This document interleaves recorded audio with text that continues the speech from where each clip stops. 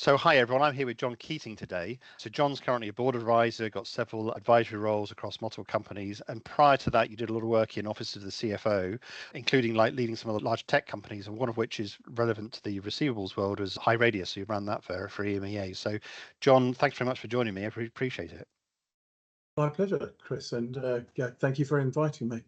So we kind of met at an event, really, I suppose, and it was interesting. Our paths overlapped, and some of our sort of experience and audience kind of overlaps. But it'd be good to hear, just given your history, and particularly around the receivables world, or more on the corporate side. What are you seeing in terms of like how the business environment's changing over the last sort of 4, 5, 6 years? What's been your kind of experience? Yeah, I think that's a good question. I think if I look at it very high level, if I'm the sort of companies I'm dealing with are typically classed as small to medium business. Mm, So they're anywhere from actually innovative new products up to companies with 100 million plus in mm, revenue. The biggest dynamic that I'm seeing impacting those companies is, of course, what's changed is the fundraising dynamic. mm, And one of the things that's coming through very closely, I talk to a lot of PE firms and VC firms as well as the individual companies, is for those companies who are on that path looking to fundraise, then there's probably only 20% of them that are in a position where they can raise funds today. mm. And there's definitely a flight to quality going on Why? where Why has that changed, I suppose? Sorry to interrupt, but why has that kind of changed from the way it was before? Has there been like a sea change in terms of the way funding's being looked at? What do you think's driven that? Yeah, it's been driven by the change in valuations going through Mm, 22, 23 in particular. If you look at the market for IPOs, then it virtually dried up over those mm, 2 years. And so now there's a lot of concern that there's companies with very high valuations that mm, actually, if they had to do another fundraising down, those valuations would come down significantly, and mm, there would be a heavy down round, which is obviously not good if you're a board of a company or a VC supporting that company. mm, And so, particularly over the last 18 months, there's actually no shortage of funds available. Now, both mm, the VC firms and the PE firms have plenty of funds to deploy, but they're being much more choosy about where they deploy those funds. mm, So if you're in that top 20% of companies, and I'll give some examples as to what those companies look like, then mm, actually the valuations those companies are getting are just as good as they were 2 years ago, 3 years ago, 4 years ago, when there mm, really was that sort of gold rush. But if you're one of the 80%, mhm, then it's extremely difficult to raise funds. mm, And what does good look like? I think there's some general industry views on this. One would be, I think if you're in and around that sort of 1 to 5 million, then you need to be thinking about tripling your revenues. mm, If you're 5 to 10, then you're doubling revenues. And if mm, you're 10 million and above, then you need to be at about 50% growth, mm, all without huge losses. And if you're hitting those brackets, then you can raise money comfortably at high valuations. If you're not, then you're going to struggle. And you need to get the business in shape so that you can survive without raising money. And is that a comment on the economy over the last sort of like 18 months, 2 years, and sort of like flight away from risk, I suppose, to a certain extent? They're looking for Yes, certainty, which is around the whole quality piece. exactly. That's really a comment on that, is it? Exactly. Yeah, spot on. And so I think the whole point of that is really everything around revenue growth, but efficient revenue growth. That's the other dynamic, Mm, which was, if you go back again, 21 in particular and 20, then actually if you could drive growth, it didn't matter what the cost was. mm, And there was plentiful funding to drive it. So there were lots of companies actually who were making huge losses, but achieving high growth rates, and that was okay. And what people are looking for now is efficient revenue growth. yeah. But revenue growth is still the key. If you're not delivering revenue growth, then make sure you don't need to raise funds. Yeah, it's interesting. I suppose like efficient market hypothesis in terms of what does that say about the future of what's happening in the economies as well. Just if institutionally you've got some very clever people who are saying, but maybe we want to take risk out of our portfolios to a certain extent, Yeah. because it does feel like a quite a tough environment. I'm not sure what you've been seeing with the people you advise in terms of generating that revenue growth and finding the revenue growth. Yeah, I think there's actually, let me add a second point and then I'll come back to it, which is that because of the plentiful supply of money and Mm, funding to grow, everybody just followed that path. What I am seeing is mm, a number of companies who've taken a number of years to get to the point now where they have very successful businesses growing nicely, haven't taken any VC funding. Maybe they have a couple of angel investors that they had originally.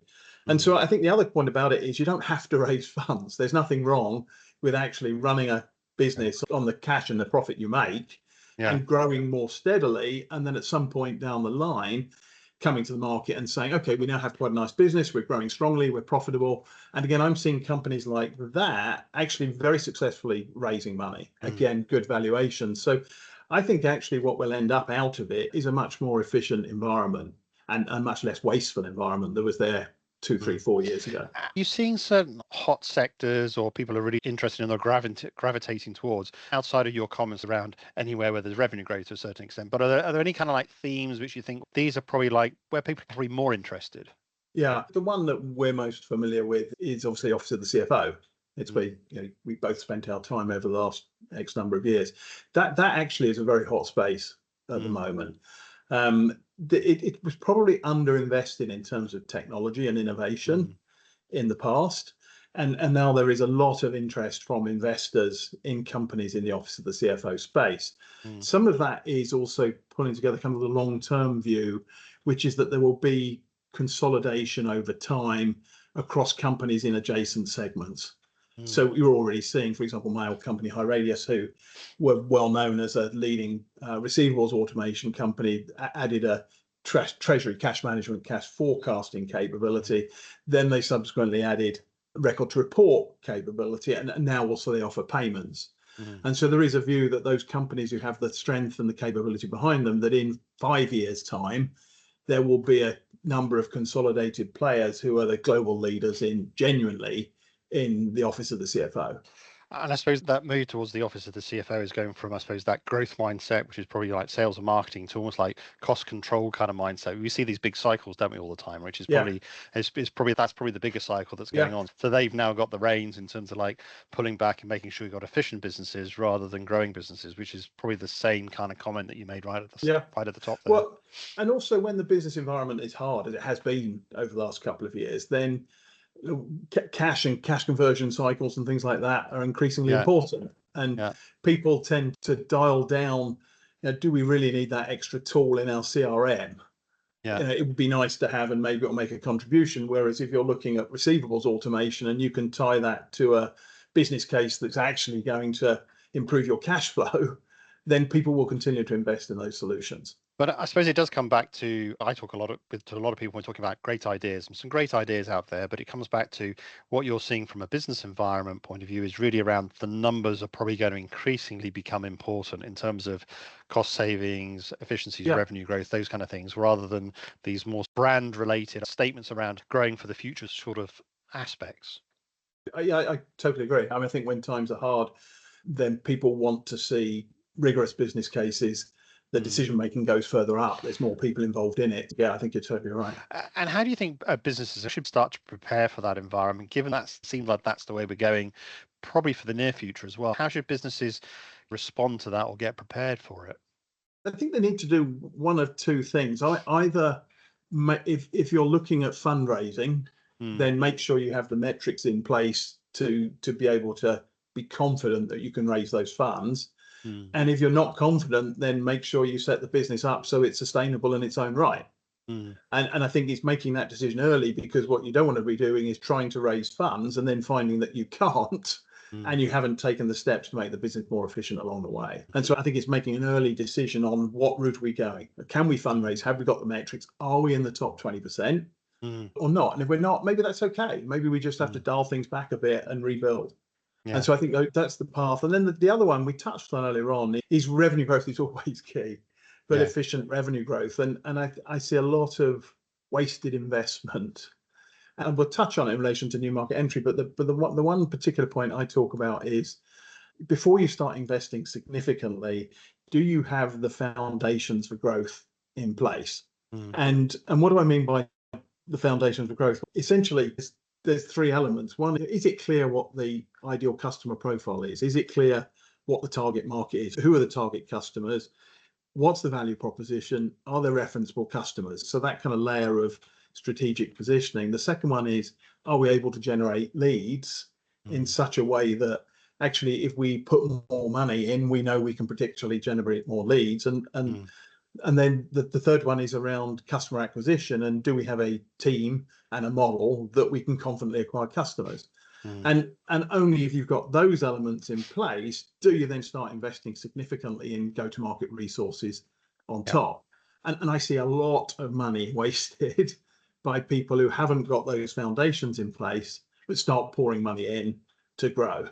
Yeah, which is a bit like the old mindset of the way it used to be back in, I suppose I'm thinking about way back into the .com kind of things. Build it and they'll come, Yeah, rather than making sure you're efficient all the way along yeah. that kind of pipeline. And I see an example. I can give you an example. Obviously, I can't say who, but I've worked with more than one company who were actually doing more ARR when they were essentially driven by founders doing the selling Mm. than they are today, having hired an expensive CRO and a sales team. Mm. And you think, God, that's crazy, and how much money they Mm. spent wasted to do that. And in some cases, they completely then exited the entire sales team and sales leadership. Yeah. So, and there's some reasons behind that, but to me, that's the number one. It's make sure you've got the foundations in place before you look to invest in growth. And when you're talking about growth, we got a lot of new technology that's come up, and we talk a bit about the pandemic that sort of happened. Really, it's the pandemic, but it did change things in terms of digital adoption. We're talking over video. We probably would have met before.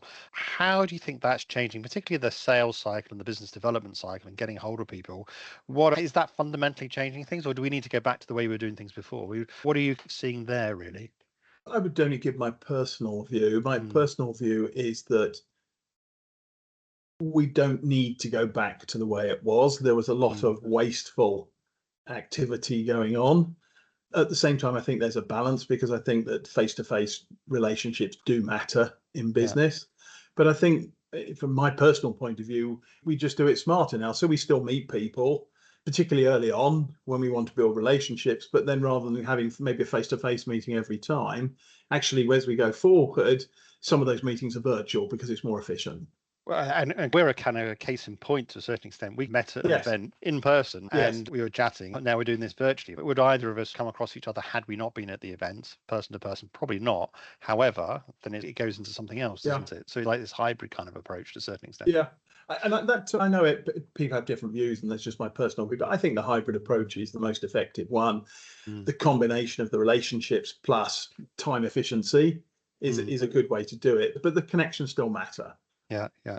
And the other thing when we were first originally chatting was talking about new market entry. And I know you've been Yeah, helping companies come to the UK in terms of like some of yeah, the nuances there. And I've been chatting with a couple of companies going the other way out into other markets as well. And there's definitely nuances in each of the markets that you might not be apparent when you're not actually in the market. And I suppose I wanted to ask around what your perspective is, particularly around companies that want to come to the UK. What are some of the things that they've got to really be aware of, they've got to think of and have on their radar screen? yeah. I don't think the principle is any different Mm. whether you're coming into the UK or going from the UK to France or UK to Germany. The approach I would take is similar. And step one is market research. So Mm. before you start investing in people and marketing and spending money, is invest some time in doing some market research and customer research in that target market Mm. so that you understand the market dynamics, you understand how your product will fit into that market because customers buy in different ways in different markets. And Mhm. it's important to understand for the specific market, therefore, what's your product market fit? What's the routes to market? Do they vary? Mm. And then having done your research, the next step is okay, then build the plan. So Mm. what's your go-to-market strategy? Is it the same as it is in your home market, or is it different because the customers buy differently? And then the third element is, so you build the plan, the go-to-market strategy. The third element is hiring the people, Mm. and how many you have to hire locally will depend on the market you're in. Mm. But often people do the first two bits right and get the third bit wrong and don't hire the right, i.e. they think they want a GM for the market, and the GM doesn't want to be a salesperson. Yeah, yeah. They want to be a general manager, and they end up with this misfit, and then they hire people and they're trying to build a team because that's what they like. So I think all of those steps you can go wrong in, and I've seen many examples of people I've worked with, been involved with, where there was almost no research done before entering a new market. And how much of that research needs to be in market, I suppose, versus being outside of market? And I suppose just the importance of having people who are in the market or actually know about how much, what's that? Because you can do a lot of stuff remotely and it's quite easy to do that. But do you really get the information you really need? How important is it to actually be there? It's got to be a blend as a Mm, minimum, and I think it to some extent depends on what resources you've got as a company, whether mm, you go to a local company to help you with the research.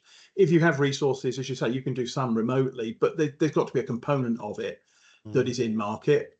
And so that would always be my approach, is take the time, because if you spend, I don't know, 30K or something like that on some research activity which helps you design your plan, that's half a BDR head yeah, for a yeah, year. yeah, If yeah. you go down the wrong path, you'll have spent that in 3 months on the people Yeah. you've hired and the marketing you've invested. So, take it a step at a time, do the research, design the plan, then hire the right people. It's a good way of thinking about it, I suppose, in terms of like equivalent amount of a BDR head as an example, right? How often do you find that companies will want to try and do it on the cheap? Are people willing to spend the money on it, or do they hold back a little bit? I would say Probably depends. that it's more frequent that people just start in the market Yeah, with very minimal research. Of course, there can be product differences, there can be route to market differences. There's a whole host of reasons why they could be different. And I think too often people rush into the execution without carefully thinking through, actually, how does that all fit together and what's our go-to-market yeah. strategy as a What's result? the plan? And another actually key point, which often gets overlooked, is, has your executive team got capacity to support the new market entry? Mm, Because it's hard. You're away from the mothership, whatever the headquarters was, where you had all that skill and expertise and the founders who built their knowledge over time. And suddenly you've got this transplant in a remote geography. And how do they get the knowledge? And yeah. they need that executive team. So if you haven't got a strong executive team with time, then it will fail. I always remember this with outsourcing. We used to do outsourcing around the world, and you've got to spend time in the market you're outsourcing to, and they've got to come over and see that the home market. And there's Yeah. an investment in all of that, right? Which Yeah. often is that costs money, but it is the cost of doing it, and you're making the Exactly. saving through wage arbitrage. But you Yeah. probably need to be doing it as well. And it's time. It's not Mm, just, it's the time. And I can remember in various roles when I was getting new markets off the ground, mm, having and senior management commitment to new. Because if I'm in a new market and I'm talking to this company, they've just moved to the UK, and I'm going to be their first or second or third customer. I'm nervous. I want to know yeah, what's their commitment to the market. Do they really understand my requirements? Will they develop the product to fill the gaps that they talked yeah, about? And so I want to see evidence from senior management that they're important. I've had senior execs, CEO, chief strategy officer on calls at 3 o'clock in the morning, 4 o'clock in the morning, yeah, because they were in the US yeah, and we had an important discussion meeting with the client. It's the only time the client can make it, yeah, and they got up and did those calls at 3 or 4 yeah. in the morning. And it takes that sort of commitment to Get to people to make a feel success comfortable. of it. Yeah, yeah. Yeah, yeah. Okay, and I suppose just to put you on the spot a bit, I suppose if there were three things to look out for in the UK in terms of these are the things that people maybe didn't understand or they've got to be like watch outs for them to understand. What do you think? What do you think they would be? Such as I don't know, VAT or certain legislation or those kind of things. Is there anything unique about the UK that that frequently comes up? So it depends on what market you're in. You Mm, touched on one there, which is VAT. So very common for US companies, of course, who don't have VAT in the home market, mm, to move to the UK and actually not be familiar with the fact that not just the UK, every European country has VAT. yeah, And suddenly you're demoing a system that can't handle VAT. So there's some fundamental differences, but it comes back down to do your diligence from a product point of view. The other thing, of course, is around data privacy laws in Europe and the yeah, UK. in And of Europe, course, we're yeah, still tied to Europe. For example, again, I got a lot of experience with US companies. If you don't have a data center somewhere in Europe, for which is providing your support to European customers, then you're not going to sell anything in Europe. yeah, So yeah, there's some things like that which are critical in terms of understanding the European environment and data privacy laws compared with the US. yeah, That would be the second one. yeah. They Um, just. I mean, are there any kind of cultural differences you think as well that you think are important too?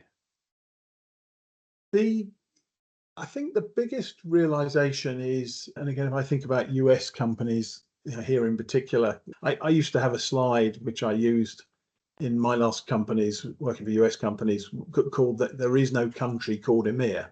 Mm, mm, And because often what you found was there was some notion that somehow, because at the time we were in the single union, that everything was the same. yeah, The legislation was the same, laws were the same, taxes were the same, and And actually, it's the realization when you come to Europe to do business in Europe that there's some fundamental differences between countries in Europe, Yeah. which have to be understood, and cultural differences in terms of how people buy. Mm. So in the UK, we're most similar to the US, which is why also with language that a lot of US companies come to the UK first. Mm. But if you look at doing business in Germany, for example, it's a much more technical sale. The Mm. customer's looking for far more proof points and validation and technical confidence than they are in the US. Mm. And then you go to France, and again, culturally in France, it's much more about relationships. And have you got those relationships and contacts and routes to market? And if you don't understand those differences, then it's hard to succeed. Albeit it's important that 90% of what you do is the same, because that's how you scale a company. If you have a different model, a different approach for every market, then you just can't scale. Mm. So I tend to think of it, I guess it was HSBC, wasn't it, who had that mantra of think global, act local, I Yep. think Yeah. was Yeah. Yeah. I their remember that. brand. Yeah. And that, I think, to me, is the right way to do it, which is 90% of what you do should be standard globally, because that's how you scale fast. But 10% needs to be different and reflect the market that you're trying to sell into. And I suppose it's where we don't understand those nuances is where you like trip up. And although it might be just the icing on the cake, it means that it doesn't get picked to a certain Yeah, extent from a sales and marketing point of view. totally. I was just going to ask you, just going back to the top of the conversation around like market outlook, where do you think we're going to be in 3-5 years time? And what's your sort of outlook then? Is it all doom and gloom, or do you see some sort of bright spots, or is this just like a correction that we're going to go through? What's your kind of outlook for the future?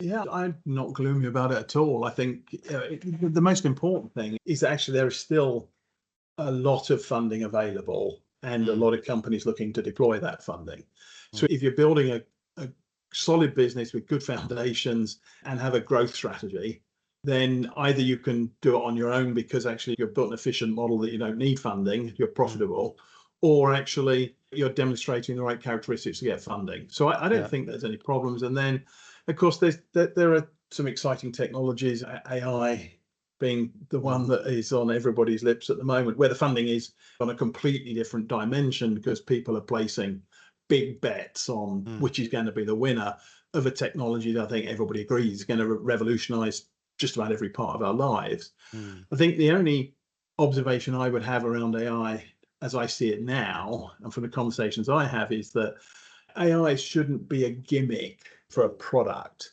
If it needs to be based on a real business use case that Mm. when you're talking to a customer, they can understand the benefit.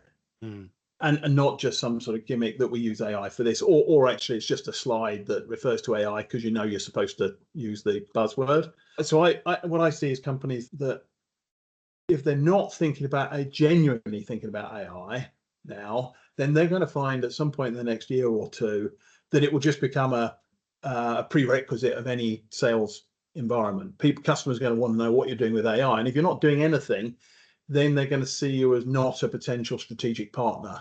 Mm. So I think companies need to invest in AI, but in real use cases that are relevant to the user. Yeah, I mean, I've seen a bit like the .com kind of era to a certain extent, which is everyone had .com after their names, and it went through this massive explosion. But there was really quite a big shakeout that took place, and that's when the real use cases came up. And some Amazons, some of them made it, like people like Amazon, Yeah. those kind of things that really did it. And now it's just part of the furniture. You expect to have a digital strategy, you expect to Yes. have some sort of online presence, and you just wonder if the same kind of cycle that's like happening again to a certain extent. We're right at the very start. Yeah, I think that's true. And often what happens in these situations, it takes longer to really see the difference that the technology Yeah. is making than is originally envisaged. And I think it has the potential to be more profound even than that whole kind of .com era. Because I think even at the Yeah. time, many of us were looking at some of those businesses and saying, really? Do I need that? Yeah. Yeah. Whereas AI today, I think it's more prevalent already, and the power of some of those use cases is pretty amazing. Yeah. I think it's invest in real business use cases that are relevant to your business, and start thinking about how you're going to introduce them so that you can genuinely demonstrate that to clients that you can be a strategic partner going forward. Yeah. Fantastic. John, thanks very much for making the time. I really appreciate it. I must admit, and it's fascinating here, particularly from a funding point of view, like where you think we're going and what the mood is really going forward. Really appreciate making the time. My pleasure. I enjoyed the discussion, Chris, and thank you for the invitation. Thanks very much.